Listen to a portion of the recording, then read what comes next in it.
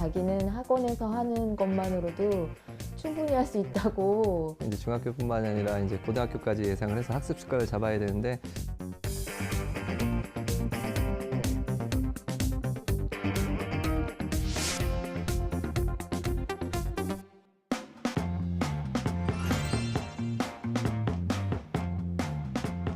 안녕하세요. 즐거운 이야기를 통해 수학의 재미를 찾아보는 수다학입니다.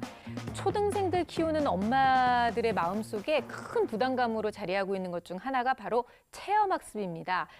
요즘은 체험학습도 엄마들이 다 데리고 다니면서 시간 들여, 돈 들여 데리고 가야 하는데요. 그런데 이럴 때마다 늘 드는 고민이 있습니다. 과연 이 시간들이 정말로 아이한테 소중하고 유용할 것인가? 선생님, 기왕에 가는 체험학습이라면 어떻게 하면 정말 좋은 시간으로 만들 수 있는지 그 방법이 너무 궁금해요. 네, 사실 요즘에 체험학습관이 굉장히 많죠. 많죠. 네, 그래서 갔다 온 친구들이나 아니면 동료 어머니들의 말씀을 좀 참고하셔서 선택을 하는 것이 좋아요. 자연 속에서 또 수학을 합습하는 자연학습도 굉장히 추천을 드리고요. 네. 그리고 우리가 이런 말 하잖아요. 미래를 위해서 수학을 해야 해. 이런 네. 말 하잖아요. 근데 사실 과거에서부터 수학은 굉장히 유용하게 쓰였었거든요.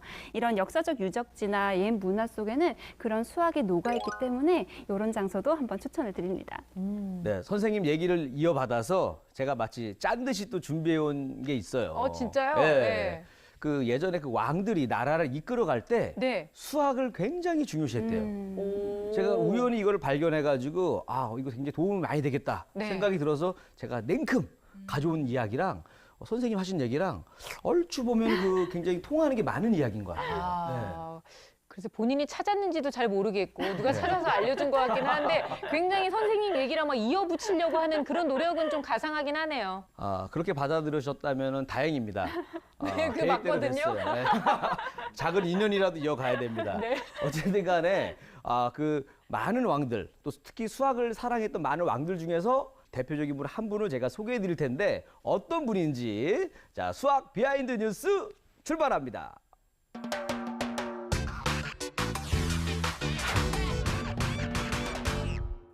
세종대왕 하면 무엇이 떠오르시나요?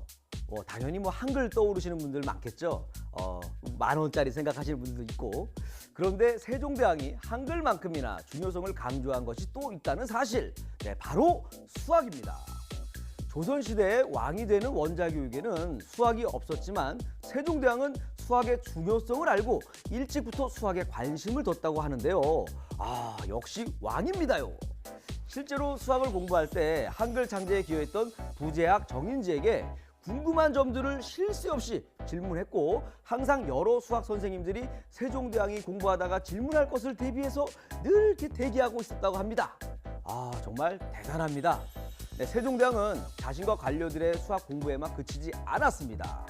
당시 수학에 뛰어난 사람이 적은 것을 염려하여 수학적 재능이 있는 사람을 선발해서 중국에 유학을 보내기도 했고요. 스스로 수학 공부법을 연구했을 뿐 아니라 국가 차원에서 수학 공부 장려 체계에 대해 연구하도록 지시했다고 하는데요.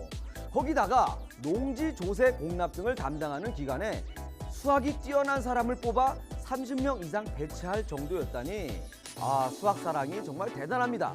실록에 기록된 내용을 보면 우리 세종대왕님이 얼마나 수학을 강조하고 장려했는지 알 수 있습니다. 산학은 국가 행정을 위해서는 필수적이다. 널리 산학을 익히게 하는 방안을 강구하라. 이렇게 했겠죠. 자, 나라 정책 기틀을 마련하기 위해 수학을 중요시한 세종대왕. 이후 수학을 통해 등급별로 농지를 측량하고 공정하게 세금을 거두기 위한 도량형도 정비했다고 합니다. 수학이 경쟁력인 지금 이 시대에 여러분들도 세종대왕처럼 수학을 열심히 하면 각자 분야에서 왕이 될 수 있습니다. 어떻소? 내가 왕이 될 상인가? 여러분들은 왕이 될 상입니다. 자, 지금까지 수학 비하인드 뉴스의 김일이었습니다.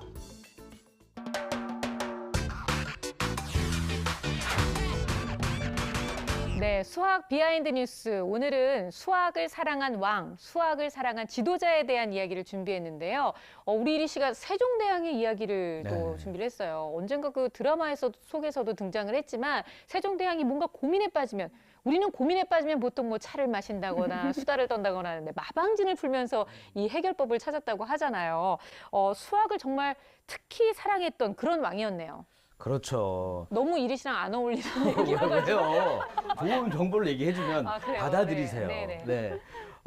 사실 그 세종대왕 하면은 많은 분들이 한글만을 생각하는 경우가 많습니다. 그렇죠. 근데 세종대왕님도 저에 의해서 다시 한번 재조명되는 아주 의미 있는 시간이었습니다. 예. 그런 거 맞나요, 선생님?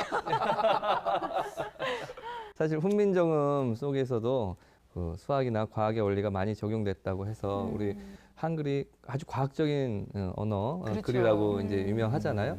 근데 사실 그 안에 어떤 디자인적인 요소를 보면 외국인들이 정말 아름답다는 말을 대부분 하더라고요. 간판을 찍었기도 하고 예전에 그 외국인들 나오는 프로를 보니까 아 진짜 이쁘구나. 우리가 보기에도 이쁘고 외국인들 눈에도 이쁘구나. 디자인적인 요소에서 어떤 대칭이라든지 회전이라든지 이런 것들이 많이 있어서 그런지 그 동글동글한 모습들이 정말 예쁘다고 하더라고요. 그래서 그 당시에 과학자들을 이렇게 등용하는 것 자체가 그렇게 쉽지 않았을 수도 있습니다. 그 신분제 때문에. 네. 그런데 예, 이렇게 우리 잘 알고 있는 장영실이라든지 이런 사람들을 등용해서 실력 있는 과학자들, 수학자들 등용해서 우리나라의 과학 발전을 위해서 많이 이렇게 힘쓴 대표적인 왕 세종대왕이라고 할 수 있습니다. 그런데 그 왕, 우리 세종대왕님 말고도 정조, 그 잘생겼다고 하는 그 유명한 우리 정조께서도 사실은 이 수학을 중요시 하셨고 그리고 또 세종대왕이 하신 그 역법을 좀 더 이게 계속 발전하는 그런 작업들을 많이 하셨는데요. 특히 역법은 그 당시 왕에게는 굉장히 중요했던 일입니다. 왜냐하면 네. 일식이라든지 이런 것들이 이 왕의 어떤 뭐랄까 그 불안한 일이 있으면 안 좋은 일이 있으면 그런 일이 일어난다는 어떤 미신적인 것이 있어서 예측을 하고 제사를 지내고 이런 것들이 있었기 네. 때문에 그런 걸 예측하는 건 굉장히 중요한 일이었거든요. 그래서 그 역법이 매우 중요했어요. 그래서 그 당시 칠정산 외편이라고 해가지고 그런 것들을 만들어 놓고 예측하도록 지도를 했는데 좀 틀렸었던 거예요. 지금 조금씩 오차도 생기고 그래서 그런 것들을 이제 수정하고 이제 정조는 수정하고자 이제 수학자들 많이 데려다 썼고 특히 기하학에 뛰어났던 이가한이라는 사람을 이렇게 등용했는데요. 이가한은 수학이 나라의 정사에 아주 많이 도움이 된다. 근본 원리를 이해하면 정사에 도움이 된다라고 주장을 하고 그렇게 역법을 정비하자고 상소를 올리는 등 이렇게 노력을 했습니다. 그걸 또 정조는 받아들여서 아 수학이 중요하구나 이렇게 해서 이제 조선 후기에 어떤 수학의 황금 시대, 조선 후기 르네상스라고 네. 말할 수 있는 그런 시대를 열었다고 할 수 있습니다. 와, 우리 또 김세희 선생님 얘기를 들으니까 네. 이 스튜디오가 마치 그 성균관이 된 것 같은 네. 그런 느낌이 있어요. 오. 그러니까 이제 좀 제가 이해한 걸로 좀 설명하자면 그 근본 원리를 이해해야지 이해해야 된다는 걸 아직 이해를 못했네요 제가. 다시 한번 가도록 하겠습니다. 즉 뭐냐 개념을 이해를 해야 네. 수학을 잘한다. 이런 얘기 아니겠습니까? 본인의 기준으로 자꾸 이해하려고 하지 마시고요. 네, 네. 네. 괜찮아요. 거기까지 괜찮아요? 하고. 네. 예, 잘했어요. 또 할 얘기가 정리를. 많은데 참아요. 네, 정리를 이 잘했고요. 정도로 이해했습니다. 선생님 네. 어떤가요? 다른 나라에서도 이렇게 수학을 좋아한 지도자가 정책으로 활용한 그런 경우는 많이 있을 것 같거든요. 그럼요. 나폴레옹 다들 아시죠? 네. 천재적인 군사 전문가라고들 많이 알려져 있는데 나폴레옹의 이 취미가 수학 문제풀이라고 합니다. 그러니까 기분이 좀 안 좋거나 네. 좀 군사 전략이 잘 안 풀리면 간단한 수학 문제를 풀면서 그 문제를 해결했다고 해요. 이해가 안 되네요. 아니 그 머리가 더 아프지 않을까요? 이상한 취미 갖고 있는 사람 문제가 많네. 나폴레옹이 모든 과목을 다 잘한 건 아니었고요. 네. 육군사관학교 그 졸업 시험에서 58명 중에 42등을 하는 좀 낮은 성적이었는데 수학만큼은 최우등상을 타서 당시 이제 왕실 포병대 장교가 되었다고 합니다. 이제 이렇게 해서 결국 1804년도에 프랑스의 왕이 되잖아요. 황제가 되잖아요. 그 뒤로 수학자를 양성하는 그 학교도 만들었는데 200년이 훌쩍 지난 지금까지도 프랑스에서 가장 수학을 잘하는 학교로 알려져 있다고 합니다. 오, 그렇군요. 청나라 4대 황제 강희제 역시 수학을 굉장히 중요하게 생각을 했다고 하거든요. 근데 강희제가 수학을 중요하게 생각하게 된 그 이유가 굉장히 재밌어요. 그래요. 근데 독일의 한 선교사가 청나라에 와서 청나라 관료들에게 서양의 역법을 소개하게 되는데 이 관료들이 역법에 관해서 공부를 열심히 했음에도 불구하고 전혀 이해를 하지 못하고 있는 거예요. 그 언어 때문이 아니라 음. 그래서 이 강희제가 왜 그런가 보니까 공부를 잘 열심히 안 했던 거죠. 네. 결국에는. 그래서 강희제가 내가 열심히 공부를 하면 관료들이 좀 다르게 생각하지 않을까 해서 그때부터 수학에 아주 집중적으로 공부를 하기 시작을 했다고 합니다. 그러면서 수학의 매력에 아주 퐁당 빠져버린 거죠. 그 후에 선교사 중에서 수학적 능력이 좀 뛰어난 분들을 선발을 해서 수학 선생으로 모시고요. 당대 최고의 수학자들을 모아서 매일 수학 문제에 대한 연구, 논의 또 했다고 하거든요. 네. 그 결과 서양 수학을 체계적으로 정리한 53권의 수학 대백과사전인 수리정원을 만들어내게 됩니다. 네, 뭐 나폴레옹도 그렇고 강희제도 그렇고 결국은 이 수학을 통해서 시대를 앞서 나간 그런 지도자라고 얘기할 수 있을 텐데요. 현대에서 보면 미국 대통령 중에 링컨도 그렇게 수학을 좋아하고 즐겨했다면서요. 예, 미국 역사상 가장 위대한 대통령으로 꼽히는 링컨 대통령도 이 수학 공부를 열심히 했다고 합니다. 그 이유가 네. 좀 독특하죠. 국회의원을 좀 낙선을 했어요. 그 뒤로 약간 이분께서 좀 학력 컴플렉스도 약간 있으시고 해서 모두가 인정하는 수학의 어떤 교과서의 기준이 되는 이 원론을 읽고 하면 이 논리적인 사고력을 기르면 다른 사람들이 또 나를 인정해 줄 것이다 하는 그런 또 생각을 가지시고 네. 혼자서 이걸